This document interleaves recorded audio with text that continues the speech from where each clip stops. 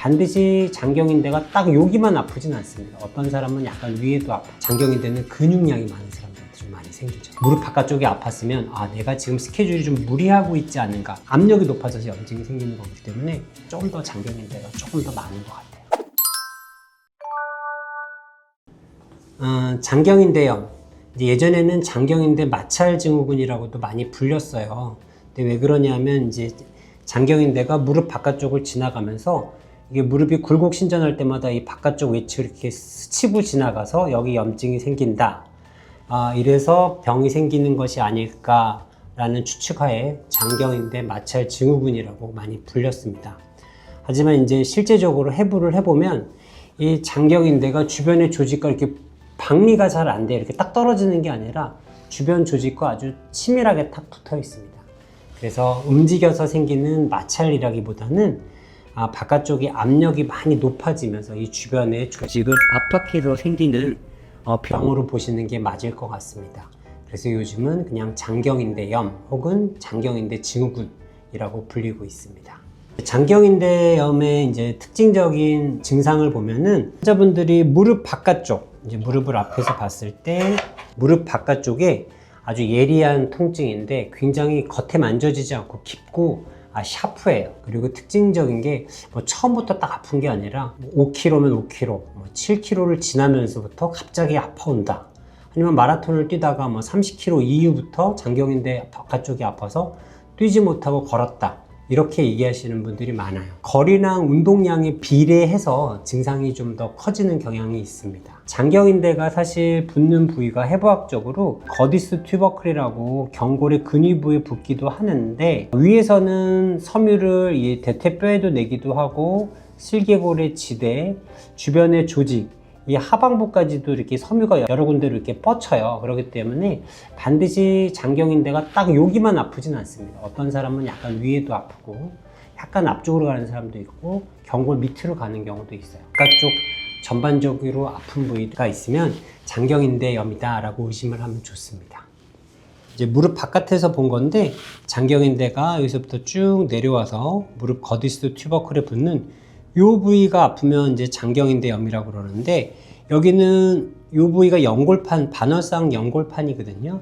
가끔은 연골판 파열이 있는 분도 있기 때문에 이쪽이 아프면 연골판 파열에 히스토리가 있지 않을까, 삐끗한 적이 있나, 무릎에 물이 차지 않았나, 이런 것들을 한 번쯤 생각해 보는 게 좋고요. 장경인대 약간 후 외측으로 가면은 햄스트링이 뒤에서 내려와서 비골 근위부에 붙습니다. 그래서 햄스트링이 아픈 경우도 장경인대랑 혼선을 줄 수도 있습니다. 또 하나는 이제 아래쪽에서는 비복근, 종아리 근육이 이쪽에 붙는 부위, 또 비골근이 아래서 내려와서 붙는 부위, 이 부위의 통증도 가끔 장경인대와 헷갈리기도 합니다. 또 가끔 이제 피로골절이 오는 경우 전방 신스프린트 중에 앞쪽에 오는 경우도 있거든요. 그런 경우도 이제 무릎 외측의 통증을 유발시키는데 전문적인 의사의 상담하에 판단을 하시는 게 도움이 될 것 같습니다.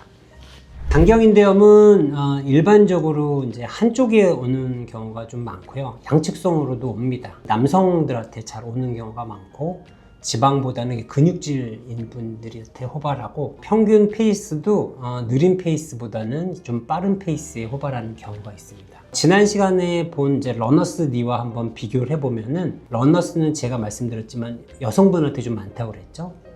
장경인대는 남성분. 러너스는 양쪽성이 좀 많고, 물론 이제 장경인대도 양쪽이 많긴 한데 러너스 니보다는 한쪽이 좀 더 많이 생겨요.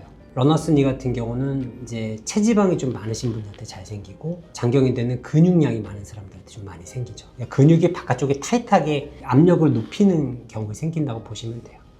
그리고 또 하나는 느리게 뛰는 페이스에서 러너스 니가 주로 오고, 좀 빠른 속도로 뛰는 분들한테, 그리고 연습량이 많은 사람들한테 장경인대가 좀 잘 와요. 그러니까 두 개가 좀 약간 구별이 되죠. 그러니까 이런 원인으로 인해서 두 개의 병이 원래는 하나로 봤다가 이제 다른 질환으로 분류가 된 이유라고 보시면 될 것 같습니다. 자, 장경인대염의 원인. 보통 이제 우리가 달리기 부상의 원인 하면 이제 옆에 분들이 얘기하죠. 너 착지가 잘못돼서 그래. 뭐 때문에 그래. 사실 이제 의사 입장에서도 제가 눈에 얘기했듯이 어떤 병원의 원인을 딱 짚기는 상당히 어렵습니다. 근데 달리기 부상의 원인을 항상 생각할 때는 가장 먼저 오버트레이닝을 생각하지 않을 수가 없어요. 그러니까 장경인대염도 모든 달리기 부상과 마찬가지로 자신의 신체의 능력보다 더 많은 거리를 뛰거나 더 빨리 뛸 때 항상 오게 됩니다.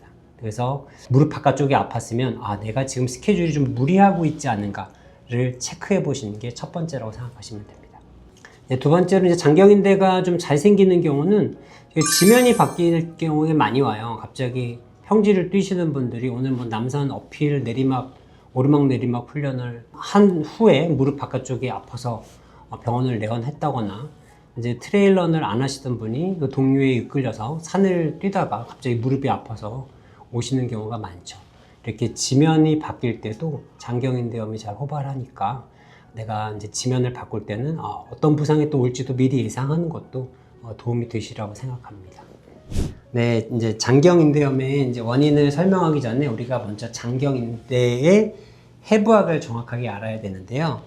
장경인대는 이렇게 Y자로 생겨서 무릎에 붙습니다. 고관절의 앞쪽에는 대퇴근막 장근이 있고 뒤쪽에는 대둔근, 가운데는 중둔근이 Y자로 만나서 밴드를 이뤄서 무릎을 지나서 무릎 외측의 거디스 튜버클에 붙게 돼요.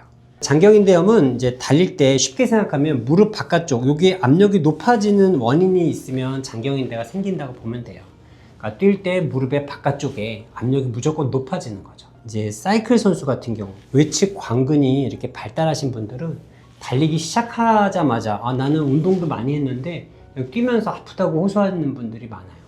왜 그러냐면 여기가 장경인대가 지나가는데 여기 외측 광근이 이렇게 펌핑을 하게 되면 이게 지나가는 길이 이렇게 부풀어 오르게 되죠. 그럼 장경인대가 더 타이트해지면서 이쪽에 염증을 잘 생기게 합니다.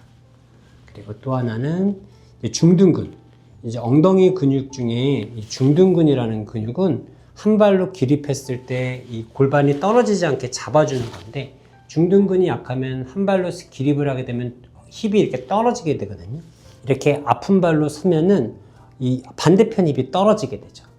이렇게 중둔근이 약하면 이 힙이 떨어질 때 이 대퇴근막 장근하고 장경인대가 길이 쭉 길어져요.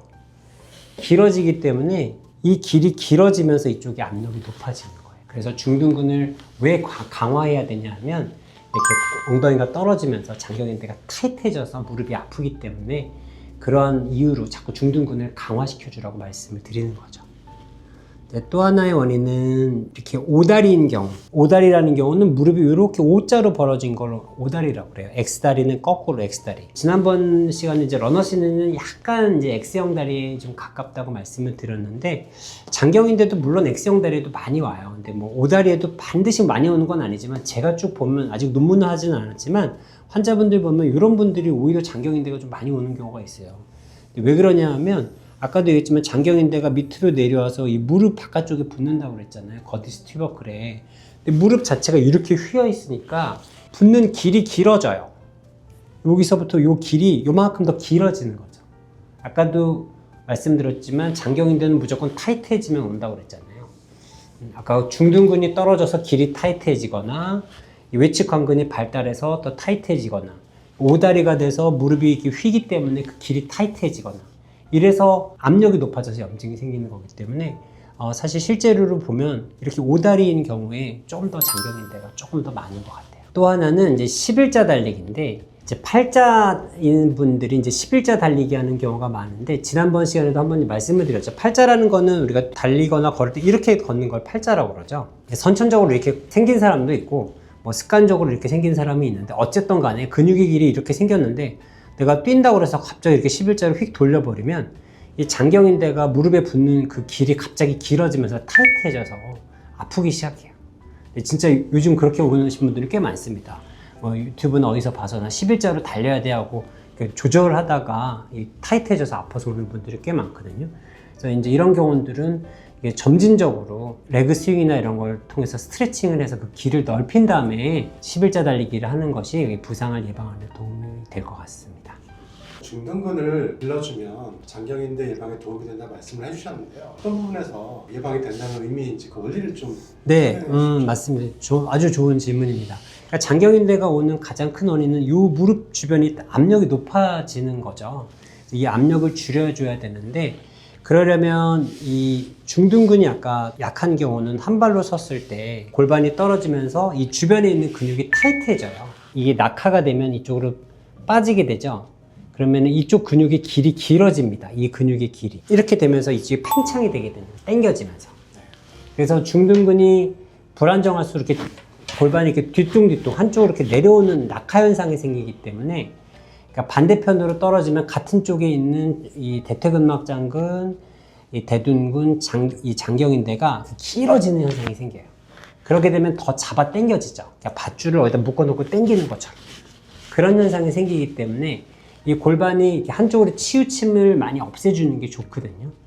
이제 그러려면 첫 번째는 낙하를 없애기 위해서는 중둔근을 보강을 해줘야 되고, 옆으로 밀리는 것을 막기 위해서는 대둔근을 보강을 해줘야 되는데, 대둔근 보강 운동에서는 가장 효과적인 게 원렉 데드리프트라든지 힙힌지, 이런 운동들을 보강 운동으로 하면 좋을 것 같습니다.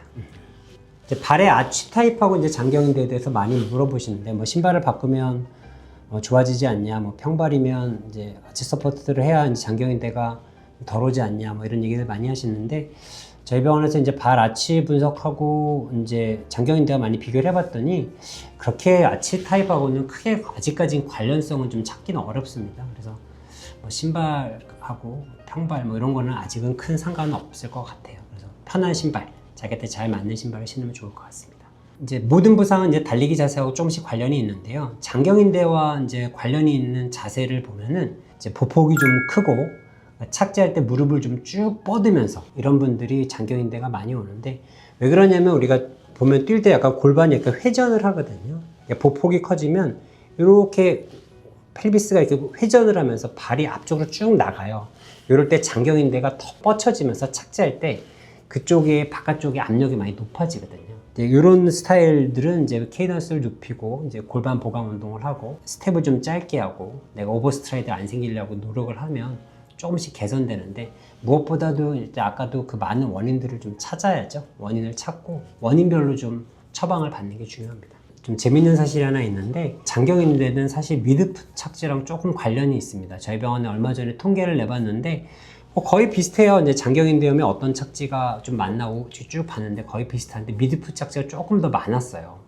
예전에 이제 제가 책에 달리기의 모든 것에서는 3년 전에 제가 논문을 쓰기 전에 쓴 책이고, 이제 해외 데이터만 갖고 이제 말씀을 드린 부분이 하나 있는데, 장경인대염이 있으면 이제 미드풋, 포어풋 착지가 도움이 된다고 쓴 부분이 하나 있어요. 이 부분을 제가 오늘 시간에 좀 정정할까 하는데, 우리나라 대상, 러너 대상으로 한번 쭉 데이터를 봤더니 리어풋보다 미드풋 착지를 할 때 조금 더 많이 오는 경향이 있었어요. 그리고 뛸 때도 보면 미드풋이나 포풋을 할 때 장경인대가 좀 텐스해지는 경향이 있거든요. 굳이 뭐 장경인대염이 왔다고 해서 착지를 바꾸거나 그러실 필요는 없고, 그냥 발 전체 착지를 해주시는 게 도움이 될 것 같습니다. 착지에 너무 예민하게 신경 쓰지 말고 일단은 골반 안정성하고 허벅지 바깥쪽에 힘이 더 잘 써지는지 안 써지는지 그런 부분을 체크하는 게 중요할 것 같아요. 자, 그래서 오늘 이제 장경인대의 이제 특징하고 원인까지 다 설명을 해봤고요. 장경인대가 이렇게 해부학적으로도 복잡하고 원인이 다양하기 때문에 러너분들을 아주 다각도로 좀 괴롭히고 있는 것 같습니다.